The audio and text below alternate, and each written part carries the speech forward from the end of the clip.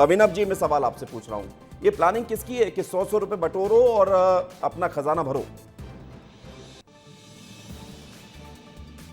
मुझे लगता है कि शुक्ला जी आप जो शब्द इस्तेमाल कर रहे हैं कि 100 रुपए बटोरो, और ये मेरे को लगता है कि सही नहीं है। जिस तरीके से कांग्रेस पार्टी ने आजादी की लड़ाई लड़ी है, उस समय भी जन सहयोग जो मिलता था, घर घर जाते थे रघुपति राघव राजा राम कहते हुए, पतित पावन सीताराम कहते हुए, और अंग्रेजों से लड़ाई लड़ी थी हमने। ये जो भारतीय जनता पार्टी है पिछले 2 दशकों से मध्य प्रदेश में, और सबको मालूम है किस तरीके से ये चंदा उगाई करती है और जनता का खून चूस रही है। लगातार हर वर्ग परेशान है, हर वर्ग को धत्ता दिखाते हुए ये अपने बड़े बड़े जो कार्यालय बना रही है, 200 करोड़ के, 250 करोड़ के, जिस पे हेलीपैड आएंगे।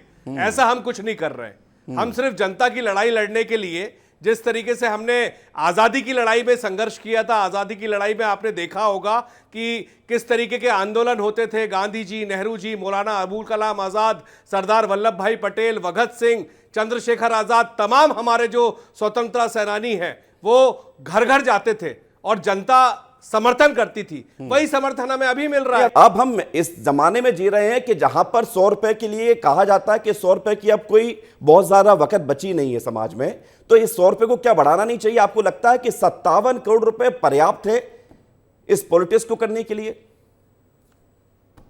देखिए, हमारे लिए तो 100 रुपए बहुत बड़ी चीज है, क्योंकि अभी 40 रुपए दे रही है सरकार। आपको पता होगा लाडली बहनों को, पता है कि नहीं पता? हाँ, पता है, पता है। रोज के 40 रुपए दे रही है और 52 रुपए कर दिए महीने के। तो हर पैसे की वैल्यू होती है, भले ही वो 5 रुपए हो, 2 रुपए हो। ये भाजपा की तरह घमंडी अहंकारी थोड़ी ना है। 100 करोड़, 5 हजार करोड़ घोटाले देखते हो आप, वो सड़कें धंस जाती है। वो इसी कारण हो रहा है इस देश में। इस देश को इस 10 सालों में और प्रदेश में 20 सालों में लूट के खा गए ये लोग, खून चूस लिया। चलिए जवाब ले लेते हैं। पूरे सरकारी वो कह रहे हैं आपको मिटा डाला, आपको बता रहे हैं कि आप लूट की दुकान खोल रहे हैं। गुरदेव सिंह जी, सवाल मेरा ये है कि ठीक है, चंदा लेने दीजिए। आप बीजेपी कांग्रेस के 100 रुपए में भी अगर सवाल उठाएगी तो फिर कैसे पॉलिटिक्स की जाएगी? नहीं विवेक, हम सवाल नहीं उठा रहे, और मैं तो बाकायदा ये कहता हूँ कि कोई भी दल अगर ग्रासरूट से जुड़ना चाहता है, अपने कार्यकर्ताओं को लोगों के घर भेजना चाहता है और अपनी ऑर्गेनाइजेशन को स्ट्रॉन्ग करना चाहता है, तो ये अभिनंदनीय है, अच्छा करती है। लेकिन एक सवाल उठता है, जो बेसिक सवाल उठता है वो ये है, पहली बात तो 25,000 घर पहुंचने के लिए कार्यकर्ता चाहिए, नंबर 1। नंबर 2, जो थोड़े बहुत कार्यकर्ता कांग्रेस के पास है भी सही, वो 100 रुपए तो बहुत दूर की बात है, उनकी औकात 2 कौड़ी की नहीं है। लोग घर पे लाना पसंद नहीं करते, बहन बेटियां घर के अंदर चली जाती हैं, अगर दरवाजे पे आते हैं तो इनको 100 रुपट्टी भी कौन देगा? इनकी औकात तो 2 कौड़ी की नहीं है। गुलरेज शेख, ये है ना, ये शब्दावली को ठीक कर लो, नहीं तो पूरी डिबेट ही खराब हो जाएगी।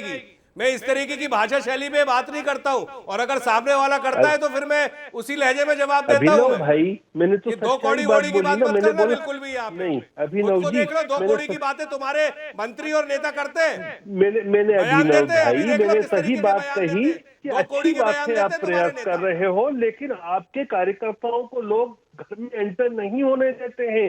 बहन बेटियां घर के अंदर चली जाती हैं आपके कार्यकर्ताओं को देखकर, तो मैंने क्या गलत बोला? नहीं गुलरेज शेख जी, ऐसा क्यों लगता है आपको कि कांग्रेस के नेताओं को देखकर बहन बेटी अंदर चली जाती हैं? अच्छा, अगर ऐसा नहीं होता तो महिलाओं के वोट इनको नहीं मिलते क्या? क्या युवाओं के वोट नहीं मिलते इनके? इनका इलेक्टोरल रिकॉर्ड ही दिखा रहा है कि बहन बेटियां घबराती हैं, डरती हैं इनसे, इनका सिंबल तक पसंद नहीं करती।